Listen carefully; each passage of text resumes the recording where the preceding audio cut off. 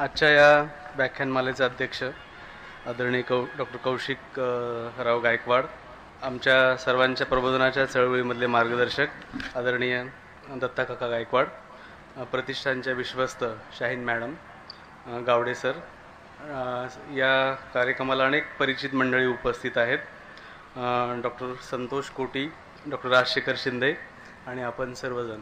दत्ता काकांनी ज्यावेळेस एक दीड महिन्यापूर्वी या व्याख्यानमालेसंदर्भामध्ये मला विचारलं, त्यावेळेस त्यांना मी मुद्दामून म्हणालो की गेल्या 5-6 वर्षामध्ये मोहोळमध्ये महाराष्ट्रामध्ये प्रबोधनाच्या सगळ्या व्याख्यानमाला फार वेगानं नाहीशा होत आहेत. मनोरंजनाचा आणि करमणुकी प्रधान अशा प्रकारच्या व्याख्यानांचा हा सगळा माहोल असताना एक अभ्यास म्हणून, पब्लिक स्पीकर म्हणून मी काही फारसं ह्या व्याख्यानमालामध्ये औचित्याला बसत नाही. पण तरी त्यांनी आणि आदरणीय गोमा पवार सरांनी विनंती केली. काल आपण डॉक्टर भालचंद्र कांगो यांचं नोटाबंदींच्या संबंधामध्ये व्याख्यान ऐकलं आणि आज आपण पुन्हा महर्षी विठ्ठलराम शिंदेंच्या जीवन कार्यासंबंधी आणि विशेषतः त्यांच्या सामाजिक सुधारणेसंबंधी जवळपास 100 वर्षापूर्वीचा काळ उलटवून आपण त्या काळाकडे पाहतोय. आजच्या सगळ्या सामाजिक चळवळी, सामाजिक सुधारणासंबंधी कार्य करणाऱ्या असा एक मोठा पट ह्या सगळ्यामध्ये मला दिसतो.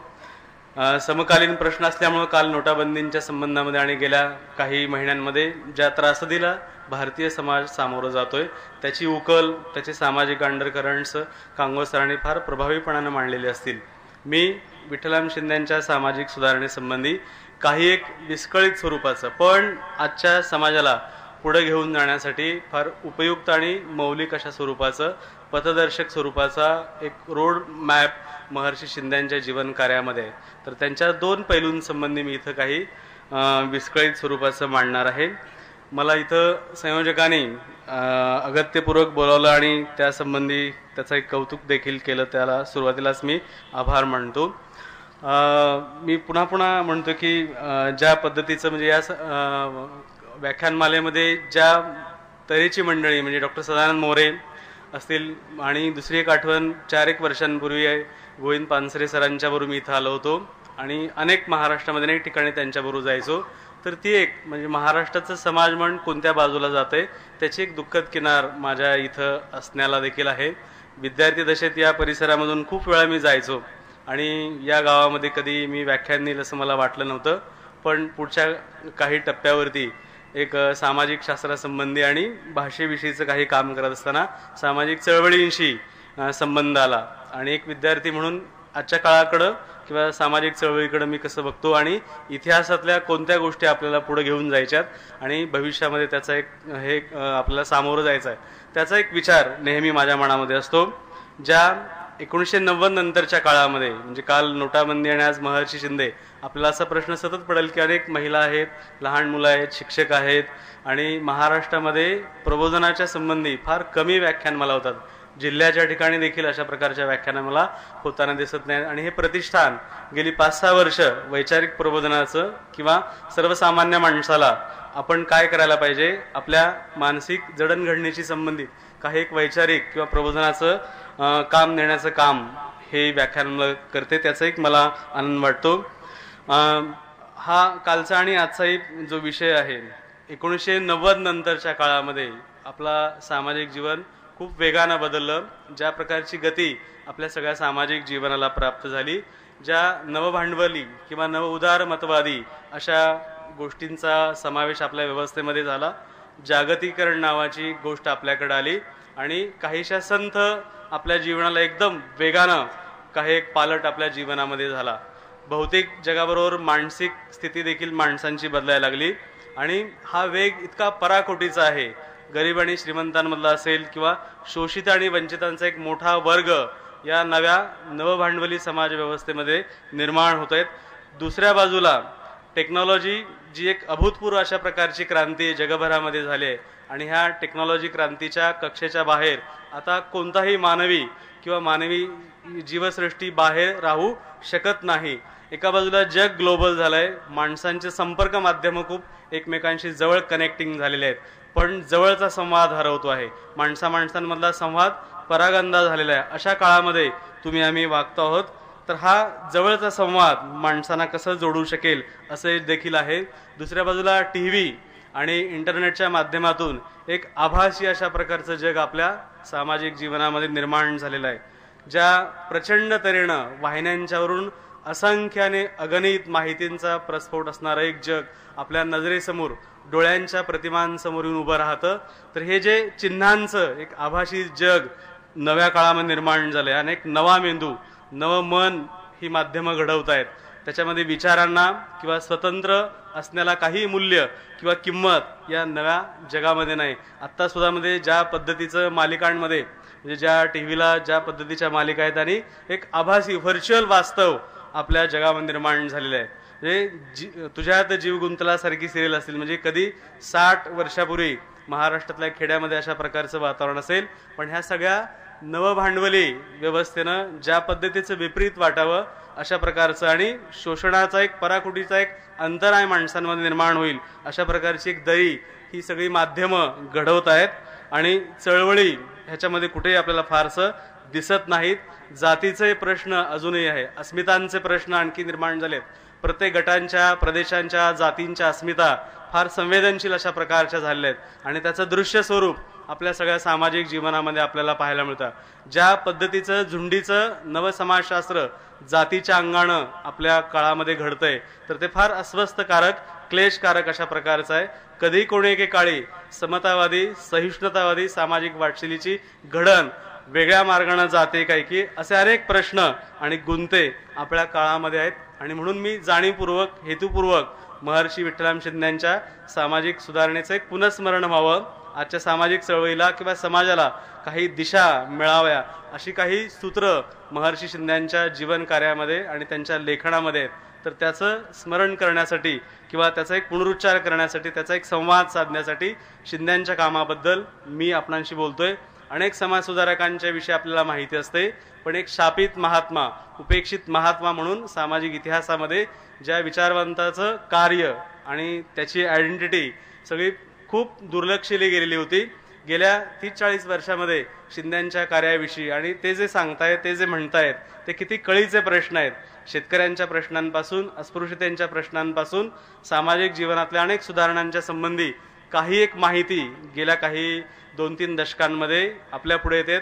आदरणीय गोमा पवार सरांनी त्याचा एक मोठा भारतीय पातळीवरती शिंदेंच्या जीवन कार्यासंबंधी आणि संशोधनासंबंधी फार मौलिक अशा स्वरूपाचा त्यांच्या कार्याचं लेखन त्यांनी केलेलं आहे. आणि म्हणून शिंदेंच्या कार्याला अनेकविध स्वरूपाचे पैलू आहेत. फक्त इथं मी 2 त्यांच्या कामांसंबंधी तुमच्याशी संवाद साधणार आहे. शिंदेंनी आपल्या कार्यकाळामध्ये अस्पृश्यता विषय किंवा जातीच्या प्रश्नासंबंधी जे सामाजिक स्वरूपाचं कार्य केलं, त्यासंबंधी लेखन केलं, त्यासंबंधी. आणि दुसरा शेतीचा प्रश्न. शेतकरी कायम गुलाम राहिलेला आहे, जो जगाचा पोशिंदा असा मानला जातो, पण तो सतत या सगळ्या राज्यसंस्थेपासून सामाजिक व्यवस्था बळी ठरलेला आहे. आणि अजूनही शेतकऱ्यांची संघटना ज्या सार्वत्रिक आणि व्यापक पातळीवर तयार व्हायला पाहिजे अशी आपल्या सामाजिक जीवनामध्ये शेतकऱ्यांची बांधणी किंवा संघटना होत नाही. शेतीचे बाजाराचे किती तीव्र, म्हणजे गेल्या 15 दिवसापूर्वी नोटाबंदींच्यामुळं किंवा कॅशलेस व्यवस्थेमुळं की ज्यांच्याकडे कॅशच नाही तर त्यांच्याकडे कॅशलेस व्यवस्था कशी आणायची. नाशिकला किंवा महाराष्ट्राला कित्येक भागांमध्ये शेतीमालाला भाव नाही म्हणून असंख्य शेतकऱ्यांनी आपला शेतीमाल शेतावरती कुजू दिला, फेकून दिला, पण बाजारामध्ये नेलं नाही. असं एक फार भयावह अशा प्रकारचं, अस्वस्थकारक अशा प्रकारचं वातावरण आपल्या सामाजिक जीवनामध्ये. जातीचे प्रश्न अजूनही अदृश्य पातळीवरती आपल्या सामाजिक जीवनामध्ये किंवा आपल्या भोवती असं आपल्याला दिसतात. तर या 2 प्रश्नांच्या अंगानं मी शिंदेंच्या कामासंबंधित मांडणी करणार आहेत. या व्याख्यानमालेसंबंधी पुन्हा एकदा सांगतो की पवार सरांच्याकडनं मी यार्डी शेख यांच्या संबंधी फार ऐकलं होतं. आधुनिक काळामध्ये मैत्रभाव किंवा दोस्ती किंवा काय असू शकते त्याचं फार विरळ उदाहरण आपल्याला पाहायला मिळतात. सरांच्याकडून मी त्यांच्याविषयी खूप ऐकलं होतं. 25-27 वर्ष जिल्हा परिषद सदस्य म्हणून आणि ज्या काळामध्ये आपल्या सामाजिक जीवनाचा वेग फार संत होता अशा काळामध्ये शोषितांच्या, कष्टकऱ्यांच्या किंवा वंचितांच्या प्रश्नांसंबंधी अतिशय आत्मीयतेनं ह्या परिसरामध्ये काम करणाऱ्या त्यांच्या कार्याविषयी मी सरांच्याकडून ऐकलेलं होतं. गांधीजींच्या वैचारिक वाटचालीचा संदर्भ स्थानिक पातळीवरती घेऊन समतावादी लढे किंवा सामाजिक कार्याला एक लोककल्याणकारी राज्य म्हणून किंवा परिसरामध्ये कामाचा एक भाग म्हणून घडवणुकीमध्ये या परिसरामध्ये त्यांचा फार मोलाचा वाटा होता. तर त्याचाही इथं मी उल्लेख करतो. या गावाविषयी मी बऱ्याच महाराष्ट्रातल्या सांस्कृतिक इतिहासामध्ये या परिसराचा एक फार महत्त्वाचं वेगळेपण म्हणजे धार्मिक अंगानं देखील या परिसराला आणि विशेषतः वाङ्मयीन अंगानं देखील महाराष्ट्रामध्ये मध्यकाळामध्ये नागेश संप्रदायाचा एक फार मोठा लौकिक आणि दबदबा निर्माण झाला. त्याचं जवळचं क्षेत्र असणारं हे आहे.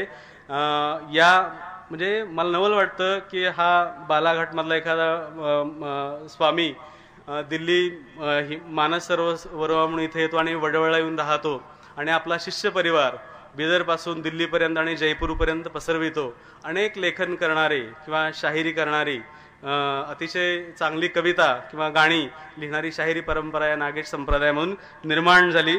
इथं त्याचाही उल्लेख करतो. आणि दुसरा, स्वातंत्र्य आंदोलनामध्ये राष्ट्रीय आंदोलनामध्ये शाहिरी कवितेचा एक वेगळा बाज, शाहीर अमर शेखांच्या पासून अण्णाभाऊ साठ्यांच्या पासून गव्हाणकरांपासून एक वेगळी शाहिरी, राष्ट्रीय शाहिरी की आपल्याला फक्त मनोरंजनाची श्रृंगाराची शाहिरी माहीत आहे, पण राष्ट्रीय आंदोलनासाठी ज्यांनी आपली गाणी म्हटली लिहिली त्याचा एक संदर्भ या गावाशी या परिसराशी फार जवळचा आहे. तर या दोन्ही गोष्टींच्या अनुषंगानं मी शिंद्यांच्या कार्याकडे येतो आणि त्याचा संबंध म्हणजे मागील पिढी त्यांचे वडील ज्या पद्धतीचं कार्य करत होते ती पुढची पिढी या कामाला, या विधायक कामाला त्यांनी जोडून घेतलेलं आहे आणि त्याचं सातत्य आणि कंटिन्युएशन आपल्या आजच्या या सगळ्या वैचारिक प्रबोधनाच्या कार्यामध्ये होतं. आणि मला दुसरा एक फार महत्त्वाचं की शिक्षक हा फार महत्त्वाचा हे वहन करणारा घटक आहे आणि आपल्या शाळेतले सगळे शिक्षक की ज्याचा संबंध सामाजिक प्रबोधनासाठी फार महत्त्वाचा ठरतो अशा सर्व शिक्षकांना आणि आपल्या परिसरातल्या लोकांना या कामामध्ये ते सहभागी करून घेत आहेत. तर त्याचाही फार मला आदर असा वाटतो. एक महर्षी विठ्ठलराम शिंदे हे 19व्या शतकाच्या उत्तरार्धातले आणि 20व्या शतकाच्या पूर्वार्धातले एक फार मोठे समाज सुधारक विचारवंत होते. तर त्यांच्या कार्याला अनेकविध स्वरूपाचे पैलू होते. भारताच्या सामाजिक पुनर्घटनेमध्ये किंवा सामाजिक बांधणीमध्ये शिंद्यांच्या कार्याची फार मोठी थोरवी किंवा लौकिकता दिसते. धर्मसुधारणापासून, अस्पृश्यता चळवळीपासून, शेतीविषयक चळवळीपासून अगदी मुलींना सक्तीचं शिक्षण मिळावं म्हणून त्या काळामध्ये शिंद्यांनी फार मोठ्या मिरवणुका आणि समाज जागृती महाराष्ट्रामध्ये मुंबई आणि पुण्यामध्ये केल्या होत्या. अनेक समाज सुधारणा चळवळीची पायाभरणी महात्मा फुल्यांच्या नंतर शिंद्यांनी केली होती. अगदी मुरळी प्रथा बंदी व्हावी म्हणून कर्नाटकामध्ये आणि महाराष्ट्रामध्ये शिंद्यांनी महत्त्वाचं काम केलं होतं. भारताच्या राष्ट्रीय राजकारणामध्ये, स्वातंत्र्याच्या राजकारणामध्ये त्यांनी महत्त्वाचा सहभाग दिलेला होता. शिमग्याची चाल म्हणजे इतक्या छोट्या छोट्या गोष्टी आहेत. म्हणजे शिमग्याला ज्या अनिष्ट पद्धतीनं अश्लील स्वरूपाचा शिव्यांच्या लाखोली वाहण्याचा एक सामुदायिक कार्यक्रम महाराष्ट्राच्या ग्रामीण परिसरामध्ये असतो, तर त्याला विरोध म्हणून शिंद्यांनी होलिका संमेलन आयोजित केलं आणि त्यामध्ये लहान मुलांचे खेळ आणि प्रबोधनाचे कार्यक्रम केले आणि ती प्रथा बंद व्हावी म्हणून प्रयत्न केले असेल. किंवा 1920 पासून निर्माण झालेल्या ब्राह्मण आणि ब्राह्मणेतर चळवळीमध्ये या चळवळीचं सम्मेट व्हावं आणि ब्राह्मणेतर चळवळीला राष्ट्रीय प्रवाहामध्ये आणण्याची महत्त्वाची कामगिरी शिंद्यांनी केलेली होती. याचबरोबर मला नवल वाटतं आपण कधी शिंद्यांचं आत्मचरित्र वाचावं, ज्यांना कोणाला शक्य आहे. भारताचा आणि भारताबाहेरचा जवळ ब्रह्मदेश, नेपाळ अखंड प्रवास म्हणजे कन्याकुमारीपासून काश्मीरपर्यंत आणि त्रिपुरापासून दार्जिलिंगपासून गुजरातच्या काठेवाडपर्यंत पायी, बैलगाडीमध्ये, रेल्वेनं प्रवास करत सामाजिक स्वरूपाचं कार्य करणाऱ्या अनन्यसाधारण अशा महापुरुषांमध्ये शिंद्यांच्या व्यक्तिमत्वाचा उल्लेख करावा लागतो. एक महत्त्वाचे विचारवंत आणि लेखक म्हणून देखील त्यांनी महत्त्वाचं काम केलेलं आहे. 1933ला भारतीय अस्पृश्यतेचा प्रश्न नावाचा एक समाजशास्त्रीय स्वरूपाचा ग्रंथ त्यांनी लिहिला की जो भारतामध्ये अस्पृश्यांच्या जातीमीमांसेसंबंधी आणि त्याच्या वाटचाली संबंधी नवी मांडणी करणारा हा भारतीय पातळीवरचा पहिला ग्रंथ होता. मानवशास्त्र, समाजशास्त्र, इतिहास, संस्कृती, इव्हन भागवत धर्माचा विकास, वारकरी संप्रदाय महाराष्ट्रामध्ये कसा आला, त्याची वाटचाल कशी झाली आणि वारकरी संप्रदायाचं काय वेगळेपण आहे याची एक नवी मांडणी महर्षी शिंद्यांनी आपल्या लेखनामध्ये केलेली होती. याचबरोबर आत्मचरित्र, प्रवास वर्णन किंवा रोजनिशी या प्रकारचं महत्त्वाचं लेखन शिंद्यांनी केलेलं आहे. तर हे या सगळ्या पार्श्वभूमीवरती शिंद्यांनी आपल्या सामाजिक कार्याची सुरुवात कशी केली. 19व्या शतक हे प्रबोधनाचे शतक आपण मानतो. एका जुनाट रूढीप्रधान धर्म परंपरेतून त्याचा सांधा निकळून एका नव्या दृष्टीचा प्रत्यय 19व्या शतकामध्ये आपल्याला झालेला होता. ज्या युरोपीय प्रबोधन काळातून एक नवी मूल्य व्यवस्था 19व्या शतकामध्ये आपल्याकडे आली, त्याच्या रुजवातीचा काळ होता हा. परंपरा आणि नवतेचा, परंपरा आणि आधुनिकतेच्या संघर्षाचा हा काळ 19व्या शतक होतं. महात्मा फुले किंवा राजाराम मोहन राय किंवा 19व्या शतकातल्या अनेक समाजसुधारकांनी काही नव्या सामाजिक सुधारणेची पायाभरणी 19व्या शतकामध्ये केली, की ज्याचं फळ म्हणून आज आपण अनेक नव्या गोष्टींमध्ये प्रगती किंवा नव्या भविष्यामध्ये जात आहोत. तर त्याची पायाभरणी 19व्या शतकामध्ये झालेली होती. बंगालमध्ये तुम्हाला माहीत असेल की इतक्या अनिष्ट अशा प्रकारच्या प्रथा होत्या. सतीची अत्यंत वाईट अशा प्रकारची प्रथा होती. स्त्रियांना शिक्षणाचा अधिकार नव्हता, दलितांना सार्वजनिक जीवनामध्ये वावरण्याचा अधिकार नव्हता. अनेक सामाजिक पातळ्यांवरती अतिशय बुरसटलेल्या विचारांमध्ये आणि कर्मकांडांमध्ये आणि अंधश्रद्धांमध्ये विखुरलेला भारतीय समाज होता. तर अशा या संघर्षाच्या प्रबोधनाच्या काळामध्ये एक नवा समाज 19व्या शतकामध्ये घडत होता आणि भारतातल्या अनेक समाजसुधारकांनी या कामामध्ये आपल्या कार्याचा किंवा कामाचा ठसा उमटवलेला आपल्याला दिसतो. तर ह्या सगळ्या पार्श्वभूमीवरती शिंद्यांचं कार्य आणि त्यांचं व्यक्तिमत्व आपल्याला वेगळ्या अंगाने समजून घ्यावं लागतं. 1873 साली जमखंडी या कर्नाटकातली छोट्याशा संस्थानामध्ये शिंद्यांचा जन्म झाला. बालपण एका शेतकरी कुटुंबामध्ये गेलं होतं. घरामध्ये वारकरी संप्रदायाचा आणि भागवत संप्रदायाचा फार मोठा ठसा त्यांच्या जीवनावरती आणि व्यक्तिमत्वावरती झाला होता. आपल्याला माहीत असेल की राज्य सीमांचा जो वाद पुढच्या टप्प्यावरती झाला, भाषिक वाद निर्माण झाले, पण त्या काळामध्ये सीमा प्रदेशामध्ये अशी कुठली भाषिक वाद नव्हते आणि एकमेकांची देवाणघेवाण वेगळ्या राज्यांमध्ये किंवा सीमा प्रदेशांमध्ये मोठ्या प्रमाणामध्ये होते. तर अशा जमखंडीमध्ये एका जमखंडीमध्ये शिंद्यांचा जन्म झालेला होता. त्यांच्या आत्मचरित्रामध्ये त्यांच्या बालपणाचं अतिशय सुरेख आणि रम्य वाटावं अशा प्रकारचं वर्णन केलंय. एखाद्या कादंबरीचा आपण प्रसंग वाटावेत अशा प्रकारची वर्णनं शिंद्यांच्या आत्मचरित्रामध्ये आहेत. त्यांची आई म्हणजे शिंद्यांच्या आयुष्यामध्ये स्त्रियांच्या विषयीचा एक प्रागतिक किंवा एक नवा दृष्टिकोन निर्माण झाला त्यांच्या आईच्या व्यक्तिमत्वामध्ये होता.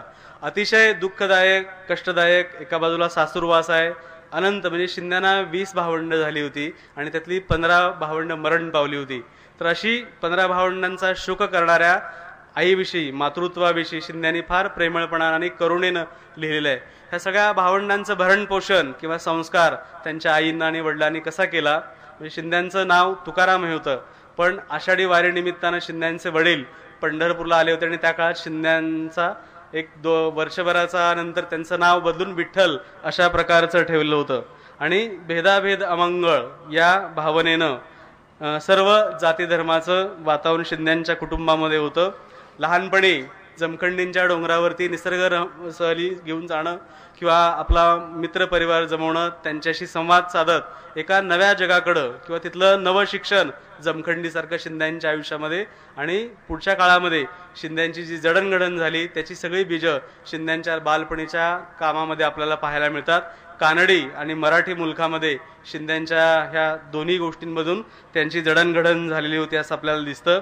त्याचबरोबर शिंद्यांच्या भावी आयुष्याची सुरुवात करण्यामध्ये काही पर्व महत्त्वाचे, जसं जमखंडी आहे तसंच पुणे या शहराचा त्यांच्या महाविद्यालयीन काळामध्ये फार महत्त्वाचा संबंध आलेला आहे. फर्ग्युसन महाविद्यालयामध्ये 19व्या शतकाच्या अखेरीला शिंदे BAचं शिक्षण घ्यायला गेले होते. त्या काळातलं महाराष्ट्राचं समाजमन किंवा पुणे किंवा नागरी समाज जीवन कशा प्रकारचं होतं, महाराष्ट्राचं विचार विश्व काय होतं, सामाजिक सुधारण्याचे कोणते पेच आपल्या सामाजिक जीवनामध्ये आहेत किंवा शैक्षणिक प्रश्न काय आहेत, त्याच्या फार चांगल्या नोंदी शिंद्यांच्या आत्मचरित्रामध्ये आणि त्यांच्या रोजनिशीमध्ये आहेत. तर तत्वज्ञान आणि कायदा या विषयामध्ये शिंदे झाले. या काळामध्ये फार 2 महत्त्वाच्या घटना शिंद्यांच्या आयुष्यामध्ये घडल्या. या काळामध्ये 19व्या शतकामध्ये बंगालमधून आपल्याकडे जी धर्म सुधारणेची एक नवी पहाट आलेली होती. प्रार्थना समाज किंवा ब्राह्मो समाज, की धर्म हा एक सामाजिक सुधारणेची एक महत्त्वाची वाट आहे आणि सात्विक किंवा विशुद्ध स्वरूपाच्या धर्मभावनेतून एक नवा समाज आपण घडवला पाहिजे. या धारणेमधून 19व्या शतकामध्ये ज्या धर्म सुधारणांचा एक सुरुवात झाली, न्यायमूर्ती रानडे असतील, भांडारकर असतील, तर पुण्यामध्ये एका प्रार्थना समाजाला उपासनेचा संबंध शिंद्यांना आला आणि ज्या विशुद्ध मानसिक पातळीवरच्या तुकारामांच्या अभंगांचा असेल किंवा वारकरी अभंगांचा अतिशय खोलवरचा आंतरिक अशा प्रकारचा परिणाम आणि प्रभाव शिंद्यांच्या मनावरती झाला आणि शिंदे प्रार्थना समाजाचे सभासद झाले. आपलं सबंध आयुष्य ब्राह्म समाजासाठी आणि प्रार्थना समाजासाठी आपण वाहून घ्यावं आणि धर्म सुधारणेची वाट भविष्यामध्ये आपण सुकर करावी अशी शिंद्यांची धारणा होती. आणि पुढे आयुष्यभर शिंदे अखंड या ब्राह्म धर्माचा प्रसार आणि प्रचार करत राहिले. या दरम्यान एक महत्त्वाची घटना पुण्यामध्ये शिंद्यांच्या आयुष्यामध्ये घडली की मॅनचेस्टर कॉलेज हे ऑक्सफर्ड लंडन विद्यापीठामध्ये महाविद्यालय आहे आणि प्रार्थना समाज दरवर्षी भारतातल्या 2 विद्यार्थ्यांना तौलनिक धर्माचं शिक्षण घ्यायला इंग्लंडला पाठवायचे. मोती बुलासा नावाचे एक पारसी गृहस्थ तरुण त्या काळामध्ये धर्मशिक्षणासाठी इंग्लंडला चालले होते आणि बोटीवरती हिवतापणा आणि वातज्वरानं बुलासांचं निधन झालं आणि या रिकाम्या झालेल्या जागेवर शिंद्यांना न्यायमूर्ती रानडे आणि भांडारकरांनी पाठवलं. तर हा 1901 आणि 1903 अशी 3 वर्ष शिंद्यांच्या इंग्लंडमधील कार्यकाळाची फार महत्त्वाची आहेत. एक नवं जग त्यांनी पाहिलं, भौतिक सुधारणांचं जग पाहिलं की ज्याचा संबंध प्रबोधनाशी आणि परिवर्तनाशी आहे. जो पुढे त्यांनी मिशनरी हा शब्द निवडला तर ती मिशनरी वृत्तीनं आयुष्यभर अस्पृश्यांच्या सेवेसाठी शिंद्यांनी आपले आयुष्य वाहिलं. तर अशा अनेक सेवाभावी संस्था इंग्लंडमध्ये शिंद्यांनी पाहिल्या. तिथं ज्या पद्धतीच्या गमती घडल्या त्याचे फार सुरेख वर्णन शिंद्यांनी आपल्या आत्मचरित्रात केले. त्या ऑक्सफर्डच्या कॉलेज इंग्लंडमध्ये शिंदे फेटा घालून कॉलेजला जायचे आणि ते ज्यावेळेस कॉलेजला जायचे त्यावेळेस रस्त्यावरून सगळी मुलं त्यांना पाहायला यायची की महाविद्यालयामध्ये कॉलेजमध्ये फेटा घालून जाणारा कोण ग्रस्त आहेत. आणि कॉलेजमध्ये वर्गात बसल्यानंतर मुलं मुली त्यांचा फेटा पाठीमागून ओढायची. तर अशी काही फार गंमतशीर प्रसंग शिंद्यांनी इंग्लंडमधल्या कार्यकाळात सांगितलेत. बौद्ध धर्माचा आणि सार्वजनिक धर्माचा किंवा तौलनिक धर्माचा शिंद्यांनी अभ्यास इंग्लंडमध्ये केला. 1903 साली मुंबईला ते परत आले. त्याचं फार चांगलं वर्णन शिंद्यांनी केलं आणि ब्राह्मधर्माचं प्रसारक आणि प्रचारक म्हणून त्यांची नेमणूक झाली. आपल्याला आश्चर्य वाटेल 1903 साली शिंद्यांची ब्राह्मधर्माचे प्रसारक म्हणून ज्यावेळेस नेमणूक झाली त्यावेळेस त्यांना मानधन 60 रुपये होता आणि 1920 साली त्यांचा ज्यावेळेस या समाजाशी संबंध संपुष्टात आला त्यावेळेस देखील त्यांचं 60 रुपये मानधन होतं. हा काळ कुठला आहे पहा. म्हणजे 60 रुपयाच्या मासिक मानधनावरती आपलं उभं आयुष्य समाजसेवेसाठी खर्च करणाऱ्या अत्यंत विरळा आणि दुर्मिळ अशा समाजसुधारकांमध्ये शिंद्यांचा आपल्याला गौरवानं उल्लेख करावा लागतो. आणि हे सगळं करत असताना भारतभर आणि याचंही फार मला हे वाटतं की शिंद्यांच्या आयुष्यामध्ये नंतर पुढं आपले आई वडील भावंड बहीण यांना घेऊन ते भारतभर फिरले. अस्पृश्य वाड्यांमध्ये दलित वस्तींमध्ये आपल्या सगळ्या कुटुंबांना घेऊन वावरले. दार्जिलिंगपासून ते काठेवाडपर्यंत त्यांनी हा सगळा प्रवास केला होता. त्यांची बहीण जनाका कदाचित मुलांना शाळेमध्ये त्यांचा एक पाठ पण असेल की बहीण भावंडांचं किती प्रेम किंवा लोभस वात्सल्य भावाचं असू शकतं. तर आपल्या विधवा लहान बहिणीला घेऊन ते पुण्याला शिकायला गेले. त्याची एक फार म्हणजे सामाजिक इतिहास कसा दुटप्पीचा असतो किंवा विरोधाचा असतो. महर्षी धोंडो केशव कर्वे यांच्याकडे ते आपल्या बहिणीला शिकायला घेऊन गेले. ही साधारणतः घटना 1898-97 सालातली आहे. त्यावेळेस महर्षी धोंडो केशव कर्वे शिंद्यांना म्हणाले की बहुजन समाजातील मुलींना शिक्षणाची आणखी वेळ आलेली नाही आणि शिंद्यांच्या बहिणीला त्यांनी शिकायला हिंगणे आश्रमामध्ये घेतलं नाही. तर एक सामाजिक सुधारणा दुसऱ्या सामाजिक सुधारणाला कशी छेद देते अशी एक फार कैफियत शिंद्यांनी आपल्या त्या आत्मचरित्रामध्ये मांडलेले आहे. तर असा तो 19व्या शतकाचा शेवटचा काळ आणि 20व्या शतकाचा पूर्वार्धाचा काळ आहे. त्रिपुरापासून कन्याकुमारीपर्यंत ब्राह्मधर्माचा प्रसार आणि प्रचार करण्यामध्ये शिंद्यांनी आपल्या आयुष्याची उभी हयात घालवली. तर त्याचाही या ब्राह्मधर्माच्या प्रसाराचा आणि याचा मी तो उल्लेख करतो. या कार्यानंतर शिंद्यांच्या अस्पृश्यताविषयक कामासंबंधी काही 15-20 मिनिटांमध्ये मी मांडणी करतो. भारताच्या सामाजिक इतिहासामध्ये जातीचा प्रश्न अतिशय गुंतागुंतीचा आहे. आजवर जाती कशा निर्माण झाल्या, जातीची उकल कशी केली पाहिजे, जाती प्रश्नाचे पेच अजूनही आधुनिक आपल्या समाजामध्ये कार्यरत आहे. ही जी उतरंडेची समारचना आहे आणि त्याच्यावरून सामाजिक प्रतिष्ठा प्रभुत्व संबंध किंवा सत्ता संबंध नियत झालेले असतात.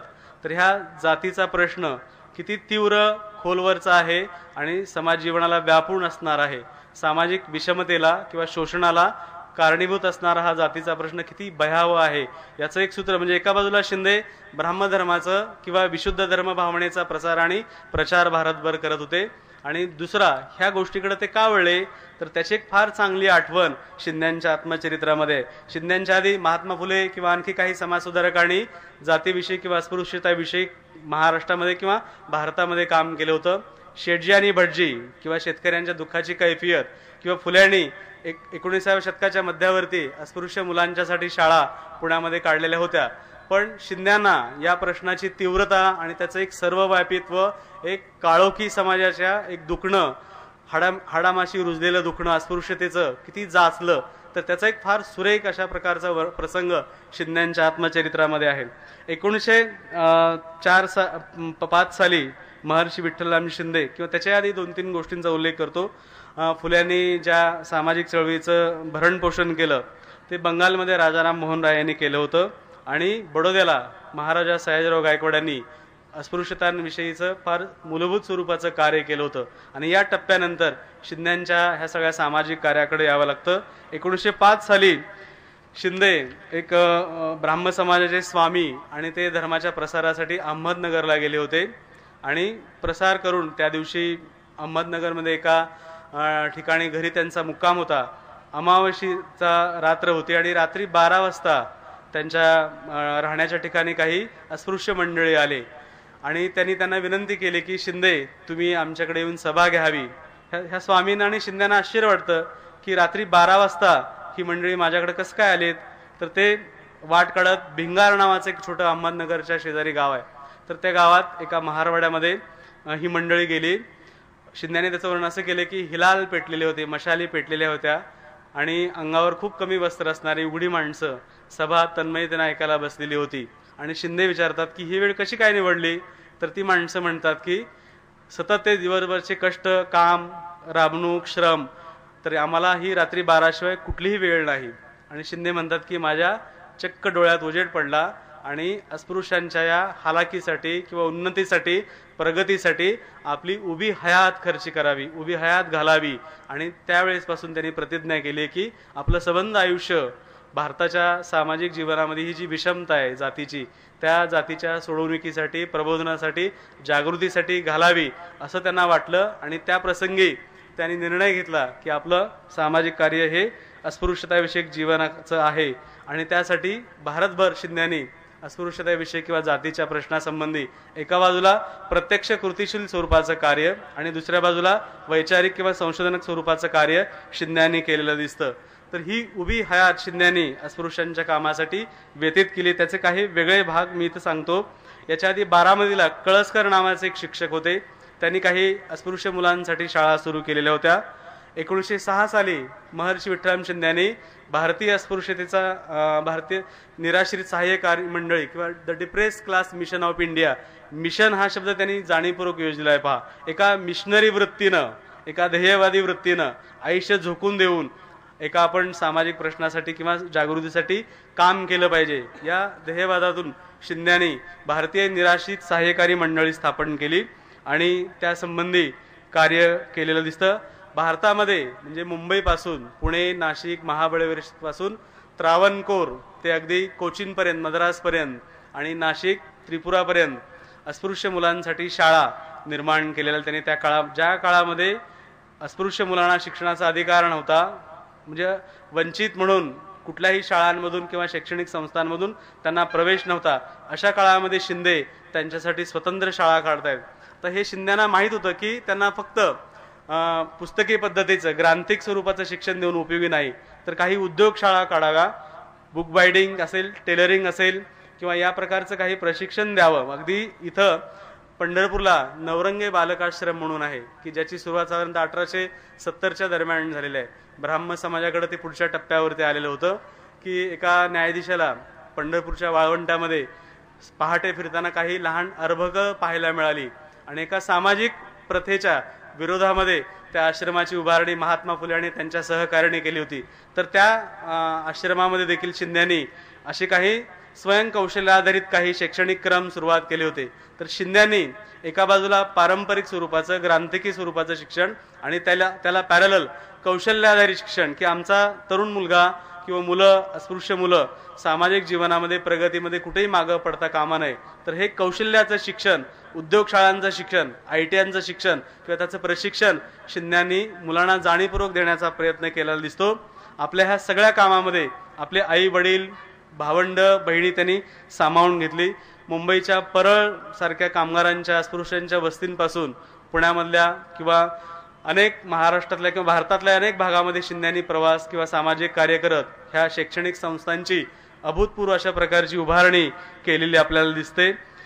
शिंद्यांच्या ह्या अस्पृश्य कामाचे काही सामाजिक फलश्रुती वेगळ्या गोष्टींमध्ये आपल्याला दिसते. म्हणजे एकतर अस्पृश्याचा प्रश्न हा राष्ट्रीय प्रश्न आहे, ही कुणालाही सामाजिक इतिहासाला जाण नव्हती. काँग्रेस पक्ष हा श्रीमंतांचा, सरंजामदारांचा पक्ष आहे असे शिंद्यांचं म्हणणं होतं. आणि आयुष्यभर ते पूर्वार्धामध्ये अनेक नेत्यांना, लोकांना सांगत राहिले की अस्पृश्यतेचा प्रश्न हा राष्ट्रीय प्रवाहामध्ये आणा. ते एक सामाजिक गुलामीचा प्रश्न आहे. 1/6 भारत म्हणजे भारताचा 6वा भाग समाज हा अस्पृश्य किंवा गुलामीचं जीवन जगतोय. तो तुरुंगाच्या दारात नव्हे तर प्रत्यक्ष तुरुंगातच जीवन जगतोय अशी शिंद्यांची धारणा होती. आणि एका समाजशास्त्रीय दृष्टिकोनातून या अस्पृश्यतेच्या प्रश्नाकडे ते भिडले गेलेले होते. काँग्रेस पक्षाला अनेक त्यांनी विनंत्या केल्या पण फारसं कोणी मनावर घेतलं नाही. अगदी लोकमान्य टिळकांनी त्यांच्या निवेदनावरती सही केली होती. त्यांचं म्हणणं एक होतं की मी माझ्या सार्वजनिक आयुष्यामध्ये आणि वैयक्तिक आयुष्यामध्ये अस्पृश्यता पाळणार नाही. पण टिळकांनी या निवेदनावर सही केली नाही. पुरोगामी महाराष्ट्राचे नेतृत्वाची त्या काळाची काही परिस्थिती असेल तर राजकीय पक्षांनी शिंद्यांच्या कामाकडे लक्ष दिलं नाही. महात्मा गांधींनी काही प्रमाणामध्ये लक्ष घातलेलं होतं पण त्यांचा खादी आणि सामाजिक प्रश्नांच्याकडे रोख होता. ॲनी बेझंट यांनी पहिल्यांदा शिंद्यांच्यामुळे 1917 साली कलकत्त्याच्या राष्ट्रीय अधिवेशनामध्ये अस्पृश्यतेचा प्रश्न काँग्रेसच्या अधिवेशनामध्ये मांडला आणि त्याला एक राष्ट्रीय स्वरूप प्राप्त झालं. ही एक सामाजिक आणि राष्ट्रीय ऐतिहासिक फलश्रुती शिंद्यांच्या अस्पृश्यताविषयक चळवळीकडे आहे की जी पुढच्या काळामध्ये फारसं मंडळी त्याचा उल्लेख करत नाहीत. त्याचबरोबर शिंद्यांनी या कामामध्ये काय केल्या गोष्टी, वसाहत काळातल्या अनेक ब्रिटिशांचं सहाय्य घेतलं. अनेक त्या काळातले गव्हर्नर, ब्रिटिश अधिकारी आणि त्यांची मदत अस्पृश्यताविषयक चळवळीसाठी आणि सामाजिक कार्यासाठी घेतली. अगदी मिस क्लार्क नावाचे गव्हर्नर त्या काळामध्ये त्यांच्या मुलीचा एक गायनाचा आणि नृत्याचा कार्यक्रम त्यांनी पुण्यामध्ये तिकीट लावून ठेवला होता की ज्याच्या पैशामधून अस्पृश्य मुलांच्या शाळांसाठी मदत व्हावी. तर अशा अनेक त्या काळातल्या ब्रिटिश अधिकाऱ्यांची मदत, सरकारचं सहाय्य वसाहत काळामध्ये शिंदे आपल्या या कामासाठी घेत होते.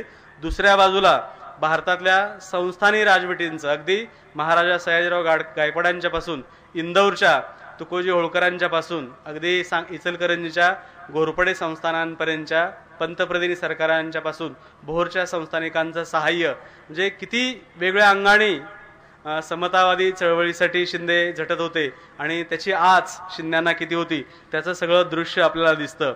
त्याचबरोबर शिंद्यांनी ह्या सगळ्या सामाजिक कार्य करत असताना अस्पृश्यांच्या प्रश्नांसंबंधी ज्या सहभोजनाचा एक कार्यक्रम, आज आपल्याला त्याची गंमत वाटते पण आपल्या पंक्तीला कोणी बसावं कोणी बसू नये याचे भेद किंवा त्याच्या अदृश्य काही कणसण किंवा कानून आपल्या मनामध्ये असतात आणि त्याच्यावरून सामाजिक प्रतिष्ठेचे प्रश्न ठरत असतात. 20व्या शतकाच्या सुरुवातीला सर्व धर्माची, सर्व जातींची सहभोजनं व्हावीत आणि मनभेद संपून मनसंवाद सुरू व्हावा यासाठी शिंद्यांनी त्याची एक फार चांगली आठवण, म्हणजे शिंदे किती बारकाईने ह्या प्रश्नाकडे पाहत होते. यशवंतराव चव्हाण हे महाराष्ट्राचे मुख्यमंत्री आणि सामाजिक चळवळीतले त्या काळातले नेते तुम्हाला माहीत आहेत. 90मध्ये असताना त्यांनी कराडला अस्पृश्य मुलांची एक शाळा सुरुवात केली होती. तर यशवंतराव चव्हाणांना वाटलं की ही शाळा कुणाच्या हस्ते सुरू करावी, तर त्याला आशीर्वाद आपण शिंद्यांचा घ्यावा म्हणून ती आठवण त्यांच्या कृष्णाकाठ आत्मचरित्रामध्ये आहे. 9वीला असताना यशवंतराव चव्हाण खाकी हाफ पॅन्ट, कोट, टोपी घालून रेल्वेनं पुण्याला गेले होते शिंद्यांच्याकडं आणि पहाटे 5 वाजता रेल्वे स्टेशनवरती उतरले. एवढ्या सकाळी शिंद्यांच्या घरी कसं जायचं म्हणून ते उशिरा गेले. 8 वाजता नळावरती तोंड धुवून यशवंतराव चव्हाण शिंद्यांच्या घरी गेले आणि शिंदे एका खुर्चीवरती बसले होते. त्याचं वर्णन फार सुरेख त्यांनी केलं की 2 तास ते काहीच बोलत नव्हते आणि यशवंतरावांना ते विचारत होते कुठून आला, काय करतो, कसा आहेस, काय करणार आहेस. आणि 2 तासानंतर त्यांनी विचारलं मी तुझ्या शाळेच्या उद्घाटनासाठी येतो पण माझ्या 2 अटी आहेत. पहिली अट की मी तुझ्या घरी मुक्काम करणार आणि दुसरी अट शाळेच्या उद्घाटनानंतर दलित अस्पृश्य मुलांची एक सहभोजनाची पंगत तुझ्या घरी बोलवणार असेल तर मी येईन. आणि यशवंतरावांनी आईला न विचारता, घरी न विचारता त्यांना सांगितलं की होय. आणि यशवंतराव कराडला परत आले आणि आईला विचारलं की मी असं असं शिंद्यांना म्हणून आलेलो आहे. तर आई म्हणाले की आपल्या घरी सगळ्या जाती धर्माची मुलं आहेत, तर मला काही वावगं नाही. आणि शिंदे आले. त्याचं फार चांगलं वर्णन त्यांच्या आत्मचरित्रात आहे की कराडच्या रेल्वे स्टेशनवरून यशवंतरावांनी शिंद्यांना टांग्यामधून कसं नेलं, शिंद्यांनी भाषण तिथे किती चांगलं केलं. आणि कराडच्या बुधवार पेठेमध्ये यशवंतराव चव्हाणांनी 9वीला अस्पृश्य मुलांची शाळा सुरू केली होती पहा. तर हे जे कनेक्शन आहे यशवंतरावांचं सुद्धा आणि शिंद्यांचं, तर असे अनेक सहभोजनाचे कार्यक्रम. किंवा विदर्भामध्ये फिरत असताना किसन फागोजी बनसोडे नावाचे दलित चळवळीतले 19व्या शतकातले फार मोठे पुढारी होते. आणि नागपूरला त्यांची चोखा बोर्डिंग नावाची एक संस्था होती, वसतिगृह होते. तर शिंदे दार्जिलिंगला किंवा कलकत्त्याला जाणार म्हणून रेल्वे स्टेशनवरती ती मुलं आणि किसन फागू बनसोडेंची पत्नी त्यांना काही जेवण घेऊन आले. तर त्याचं वर्णन फार सोय केले की चोखा बोर्डिंगमधील मुलांनी आणि त्या साध्वी पत्नीने माझ्यासाठी पाथे म्हणून शिदोरी आणून दिली, असं फार चांगलं वर्णन शिंद्याने आपल्या आत्मचरित्रामध्ये केले. तर सामाजिक जीवनातले हे सगळे भेद नाहीसे व्हावेत, विषमता नाहीशी व्हावी आणि समाज अधिक उन्नत व्हावा, प्रगतिशील व्हावा, या दृष्टिकोनातून शिंदे काम करत होते. शिंद्यांच्या या सामाजिक चळवळीचा, अस्पृश्यता चळवळीचा एक महत्त्वाचा भाग म्हणून आणखी एका महत्त्वाच्या प्रश्नाकडं मी इथं उल्लेख करतो की ज्याचा विसर शिंदे किती कल्पक आणि किती नव्या गोष्टी आणत होते पहा. 1917-16च्या दरम्यान शिंद्यांनी एक फार धाडसी प्रयत्न भारताच्या सामाजिक इतिहासामध्ये केला. अस्पृश्यांचं किंवा मातंगांचं शेतकी खेडं त्यांना वसवायचं होतं. ज्या पद्धतीचा समाज विखुरलेला आहे, एक बेबनाव आहे, सामाजिक मतभेद आहेत, मनभेद आहेत, म्हणून समतावादी समाज निर्माण करण्यासाठी असा एक प्रयोग करावा, असा एक विचार शिंद्यांच्या मनामध्ये आला. याचं कारण एक 400-500 एकर जमीन, पडीक जमीन जी सरकारच्या ताब्यामध्ये, ते आपण ताब्यात घ्यावी आणि मातंगांचं एक खेडं वसवावं, असा एक फार धाडसी प्रयत्न भारताच्या सामाजिक इतिहासामध्ये शिंद्यांनी केला होता. आणि त्यांनी ब्रिटिश सरकारला फार विनंत्या केल्या, अर्ज केली की अशी पडीक जमीन आम्हाला द्या म्हणून. आणि त्या काळातल्या काही वासाहतिक अधिकाऱ्यांनी शिंद्यांना अशी जमीन जुन्या सातारा जिल्ह्यामध्ये दाखवली. आणि त्याचं वर्णन म्हणजे शिंदे एका महिन्यामध्ये उन्हाळ्यामध्ये जवळपास 1000 मैल पायी त्यांनी प्रवास करत, बैलगाडीतून प्रवास करत अखंड सातारा जिल्हा पायी घातला, पालथा घातला. आणि कुंडल, पलूस, औंध संस्थांमध्ये आणि कुपवाड आणि विश्राम भागामध्ये शिंद्यांना ही जमीन पाहिली. अखेरीस कुपवाड नजीक विश्रामबाग जवळ त्यांना एक 400 एकर जमीन, त्या काळातल्या ब्रिटिशांची पडीक जमीन दिली. आणि शिंद्यांना फार आनंद वाटला की या ठिकाणी आपण उद्योग शेती मातंगांची आपण वसवावी. आणि त्याच्या आनंदामध्ये असताना त्या दरम्यान महायुद्धाचे ढग जमा झाले आणि ब्रिटिश सरकारनं ती जागा शिंद्यांची काढून घेतली. त्याचा दुसरा एक महाराष्ट्राच्या सामाजिक इतिहासामध्ये आपण किती जातींमध्ये किंवा राजकीय मतभेदांमध्ये अडकलो आहोत. 1917-18 नंतर महाराष्ट्रामध्ये ब्राह्मण आणि ब्राह्मणेतर नावाची एक चळवळ सुरू झाली. आणि या चळवळीनं महाराष्ट्राच्या एका बाजूला काही प्रतिकाराचं एक समाजशास्त्र निर्माण केलं, पण त्याचबरोबर माणसांची मनं देखील कलुषित केलेली आपल्याला दिसतात. कोल्हापूर संस्थांमध्ये छत्रपती शाहू महाराजांनी शैक्षणिक आणि सामाजिक खूप मोठा बदल आणि परिवर्तन घडून आणलेलं होतं. पण ब्राह्मणी समाज असं म्हणणं होतं की कोल्हापूरच्या संस्थांमध्ये आम्हाला फारशी किंमत नाही किंवा महत्त्व नाही. आणि त्या काळामधला ब्राह्मणी पटवर्धनांचा एक गट टिळकांच्याकडे गेला आणि त्यांनी विनंती केली की आम्हाला सांगलीला एक नवं उच्च महाविद्यालय सुरू करायचं आहे. टिळकांनी आणि पटवर्धनांनी लॉर्ड विलिंग्डन नावाचे एक त्या काळात गव्हर्नर होते, तर त्यांना विनंती केली. आणि शिंद्यांना मातंगांचं खेडं बसवायला जी जागा दिली होती, पडीक जमीन की ज्या जमिनीचा काही संबंध नाही उपजाऊ पिकासाठी, तरी एका क्षणामध्ये ब्रिटिश गव्हर्नमेंटने ती जमीन काढून घेतली आणि ती पटवर्धन संस्थांना दिली. आणि आजचं विलिंग्डन महाविद्यालय, डेक्कन एज्युकेशन सोसायटीचं कॉलेज हे त्याच जागेत आहे. आणि शिंद्यांनी फार कैफियत सांगितली की झटतो कोण, काम कोण करतो, अर्ज विनंत्या कोण करतो आणि अपयश कोणाच्या पदरी येतं, याची वाचकानेच चिंता करावी. तर हा एक स्वावलंबी स्वयंभू समाज निर्माण व्हावा असा एक प्रयत्न शिंद्यांनी या कामामध्ये केलेला होता. तर ह्या सगळ्या शिंद्यांच्या कामाची फलश्रुती आपल्या सामाजिक जीवनामध्ये किंवा अस्पृश्यताविषयक चळवळीमध्ये मोठ्या प्रमाणामध्ये दिसते. आंबेडकरांनी पुढच्या काळामध्ये ज्या पद्धतीचं एक राष्ट्रीय किंवा आंतरराष्ट्रीय स्वरूपामध्ये जातीचं किंवा चळवळीला एक मोठं राजकीय आणि सामाजिक मॉडेल प्राप्त करून दिलं, तर त्याचा एक मध्य किंवा त्याचा एक पूर्वारंभ म्हणून त्याची जमीन तयार करण्याचं महत्त्वाचं कार्य शिंद्यांनी केलेलं होतं. जाती प्रश्नांसंबंधी आणि त्यांच्या कार्याच्या उन्नतीसाठी शिंदे अखंड झटत राहिलेले आपल्याला दिसतात. तर हा एक आजच्या काळामध्ये सतत आपल्याला अजूनही ज्या पद्धतीचे सामाजिक अस्मितांचे किंवा जातीय अस्मितांचे भावनांचे तांडे आपल्या समाज जीवनामध्ये पाहतो, तर हे समतावादी सामाजिक प्रश्न आपण कसे सोडवले पाहिजे याचं एक सूत्र शिंद्यांच्या कामामध्ये आहे. तर हा एक मी इथं भाग सांगतो. दुसरा भाग शिंद्यांच्या सामाजिक कार्याचा, जसं म्हणालो की अनेक सामाजिक कामासंबंधी शिंद्यांनी आपलं आयुष्यपणाला लावलेलं आहे. तर दुसरा एक शेतकऱ्यांच्या संबंधी की अजूनही शेतकरी आपण किती काळोख्या अंधकार काळामध्ये जीवन जगतो, की कोरडवाहू शेतकऱ्यांच्या पासून अल्पभूधारक शेतकऱ्यांच्या किती समस्या आहेत. आणि महाराष्ट्र हे तर भारतातलं किंवा जगातलं एक शेतकऱ्यांच्या आत्महत्येचं एक समाजशास्त्र किंवा त्याची भूमी आपण घडवीत आहोत. राज्यसंस्थेपासून सामाजिक चळवळींना, नेत्यांना शेतकऱ्यांच्या चळवळीविषयी काहीही पडलेलं नाही. तर हा एक फार संवेदनशील, अतिशय तीव्र, खोलवरचा प्रश्न कशा पद्धतीचा आहे.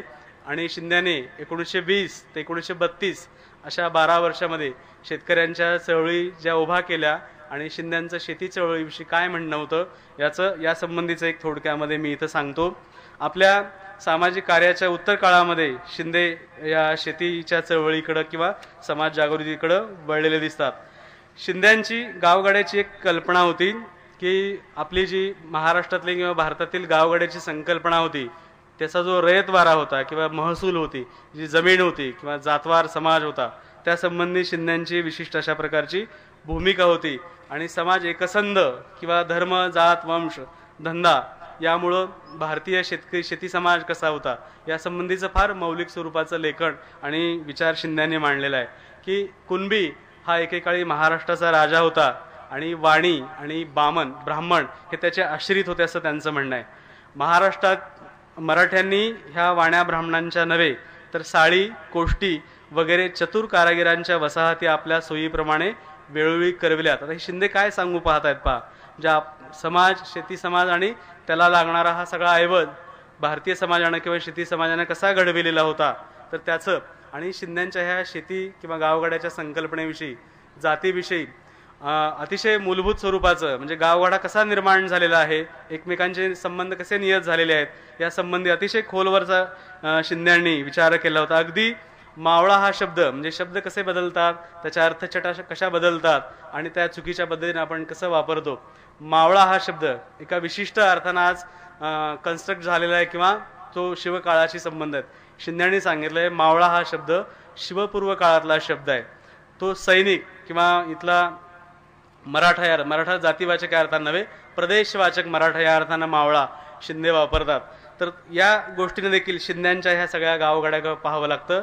भूगर्भशास्त्रापासून अगदी जॉग्राफीपासून, संस्कृती, इतिहासासंबंधापासून गावगाड्याची रचना कशी निर्माण झाली ते शिंद्यांनी आपल्या लेखनामध्ये सांगितलेलं आहे. शेतकऱ्याची व्याख्या केली आहे. आणि शिंदे शेतीचा ज्यावेळेस विचार करत होते त्यावेळेस आंतरराष्ट्रीय पटलावरती काय होतं हे देखील पाहत होते. अमेरिकेमधला शेतकरी कसा आहे, इंग्लंडमधला शेतकरी कसा आहे आणि महाराष्ट्रातला शेतकरी कसा आहे हे शिंदे फार बारकाईनं जवळून पाहत होते. आणि त्याचा एक संबंध शेतकऱ्यांच्या उन्नतीसाठी किंवा शेती प्रश्नांसाठी आणि बाजारभावासाठी शिंदे पाहत होते. अमेरिकेतल्या अनेक शेती प्रश्नांची उदाहरणं त्यांनी आपल्या लेखनामध्ये मांडलेली आहेत. यासाठी शिंद्यांनी जवळपास महाराष्ट्रामध्ये 7-8 ठिकाणी शेतकी परिषदा घेतल्या. आणि त्याचा एक प्रश्न फार शिंदे आपले सामाजिक प्रश्न किती खाली तळाच्या प्रश्नामध्ये निगडीत आहेत. मुंबईला अस्पृश्यांची शेतकी परिषद शिंद्यांनी घेतली आणि त्यांनी फार शब्द वापरला आहे. त्या काळामध्ये इंग्रज सरकारनं एक शेतकी प्रदर्शन आयोजित केलं होतं आणि त्याच्यामध्ये अस्पृश्यांची शेतकी परिषद भरवली होती. तर शिंद्यांचं म्हणणं होतं अस्पृश्यांना शेतीच नाहीत तर ते गुलाम आहेत किंवा ते शोषित आहेत. तर त्याचे प्रश्न कसं आहे, आणि हे ब्रिटिश सरकारला लागलेले हे सरकारी डोहाळ जेवण असा शब्द शिंद्याने वापरला आहे. तर शेतकऱ्यांच्या दुःखाची एक नवी मीमांसा शिंदे करू पाहत आहेत. शेतकरी कसा पिचलेला आहे, नाडलेला आहे आणि सगळ्या व्यवस्थांचा तो कसा बळी आहे. कधी कोणी हा इथला बळीराजा सुखी होता की जो आपण दिवाळीच्या गाण्यांमधून ऐकतो आणि बळीचं स्वप्न आपण पाहत राहतो, पण अजूनही हा बळीराजा इथला सुखी नाही. तर त्याच्या दुःखाची मीमांसा शिंदे सतत करत राहतात. आणि हे कोण करतं शेतकऱ्यांचं शोषण, तर त्यांनी शब्द फार चांगले. एका बाजूला स्वकीय मंत्री दुसऱ्या बाजूला वसाहतवादी राज्य संस्था शेतकऱ्यांचं शोषण करतात, सावकार शोषण करतात, इथली सरंजामशाही शेतकऱ्यांचं शोषण करते. तर ह्या आणि शिंदे फार निर्भीडपणानं सांगत होते. पहा, आज कोणताही विचारवंत राज्य संस्थेला इतका भीत असतो की आपण काय म्हणालो सरकारविषयी, मंत्र्यांविषयी काय म्हणालो, आपलं काय होईल याची भीती फार लोक बाळगत असतात. शिंदेने असं एका ठिकाणी म्हटलंय की कोणतेही सरकार श्रीमंत सरकारचे मिंदे असणार, थोड्या लोकांच्या असंतोषापेक्षा पुष्कळशा गरिबांवरती जुलूम करणे सरकारला नेहमी सोयीचे असते. तर ही राज्य संस्था महसूल असेल किंवा ज्या पद्धतीचं सोयी सुविधांचं गाजर दाखवते आणि शेतकऱ्यांची नाडवणूक करते, याच्याबद्दल शिंदे सतत आक्षेप घेतात.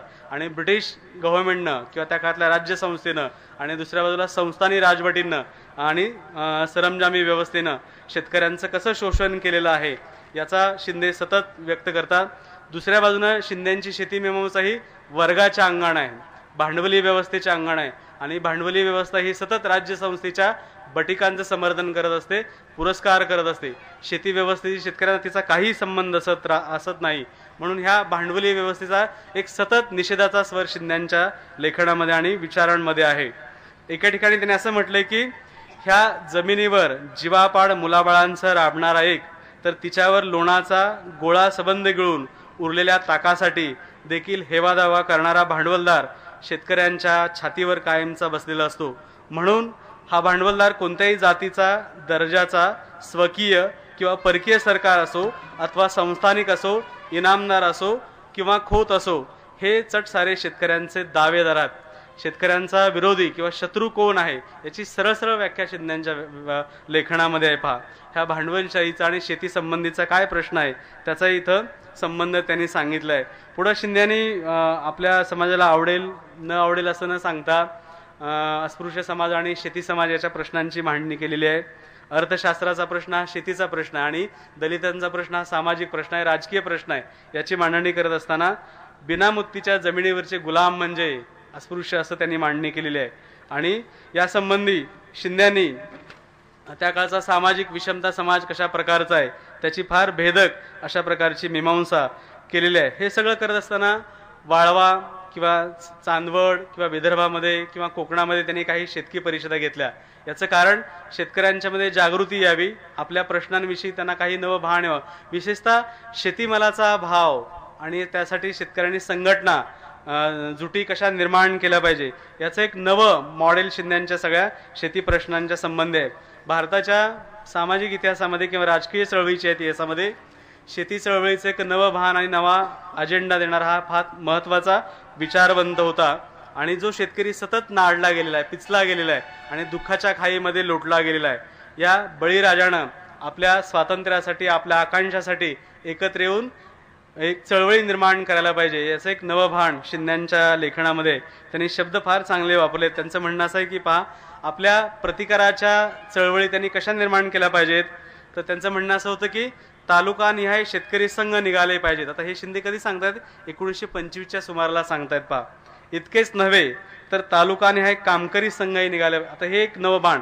त्यांचं एक म्हणणं असं होतं की शेतकऱ्याच्या संघटना अजूनही का निर्माण होत नाही? तुम्ही पहा, आजच्या काळामध्ये सुद्धा शेतकरी संघटनेचे नेते सत्ताधारी स्पर्धेंच्या किती वळचणीला जाऊन बसतात आणि एका सत्ता आली की वाटेल तसं शेतकऱ्यांना वाऱ्यावर सोडून आपल्या सगळ्या उतरण सगळी मूल्यनिष्ठेचा रास शरद जोशींच्या पासून राजू शेट्टींच्या पर्यंत हा शेतकरी अधोगतीचा प्रवास आपल्याला माहिती आहे की अखेरच्या काळामध्ये शेतकऱ्यांचा वाली कुणी राहत नाही किंवा ही संघटना शेतीमालाच्या भावापासून त्यांच्या प्रश्नांसंबंधी काय विचार करते याचं काही सोयरसूतक या शेतकरी चळवळींना राहिलेलं नाही.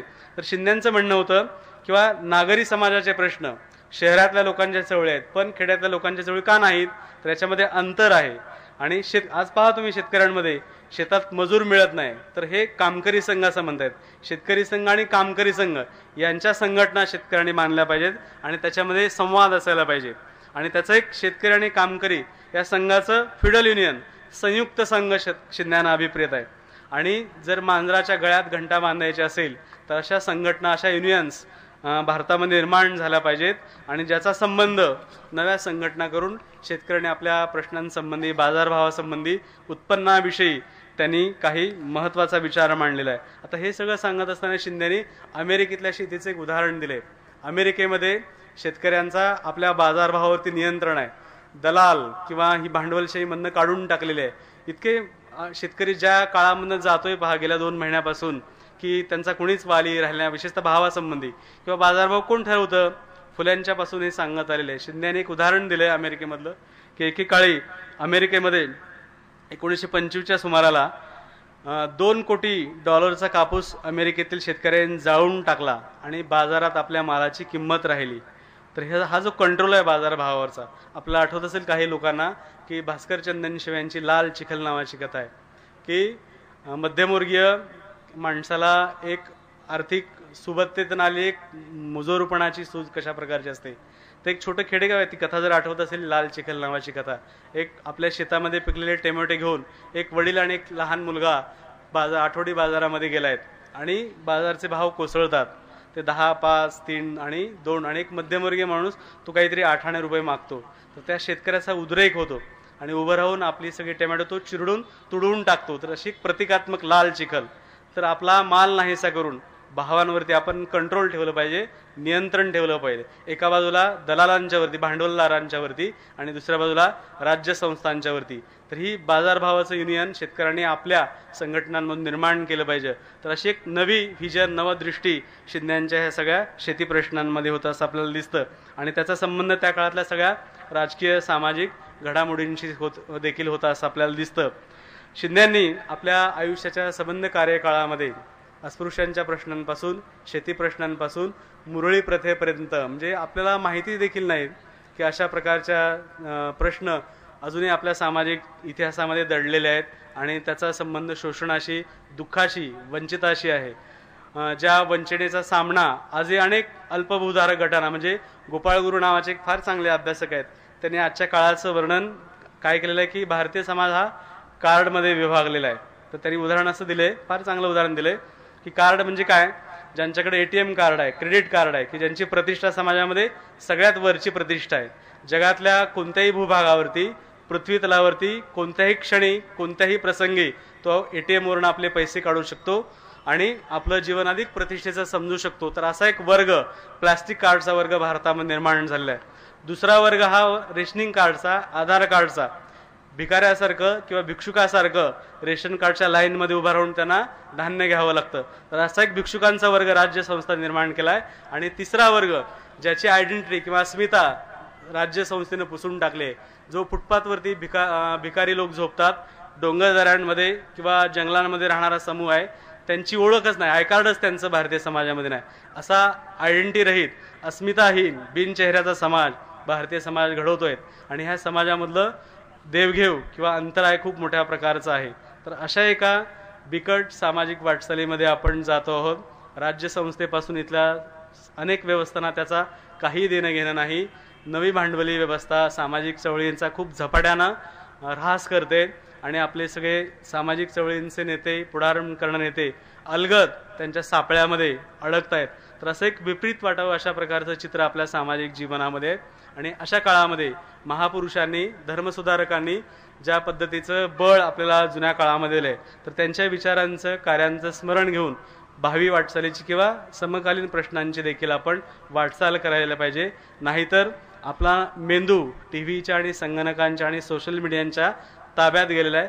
त्याच्यावर विचारांचं, पुस्तकांचं नियंत्रण नाही, तर भांडवली सत्तेचं त्याच्यावर नियंत्रण आहे. आणि ती सत्ता साम्राज्यवादी सत्ता आहे, ती भारताची देखील सत्ता नाही. सत्ता आता स्टेटलेस झाली आहे, राष्ट्रहीन झाली आहे.